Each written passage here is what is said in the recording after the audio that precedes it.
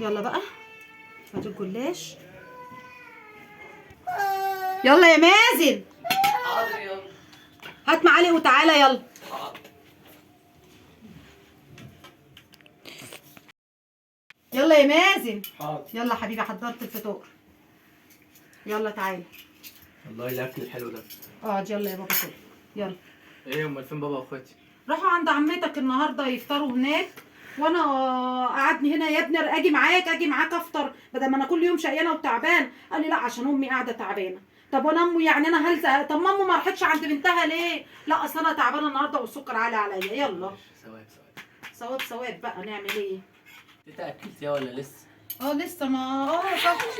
خد اديلها الرز بالشوربه ده بتاعها طلع ده. دبوس. ما كفايه رز بشوربه عشان ما يبقاش تقيل عليها. معلش برضه تاني.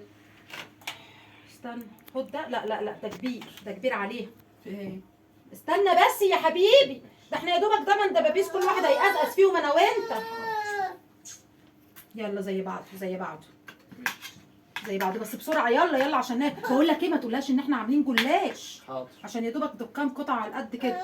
يا ماما تعمل معايا. اسمع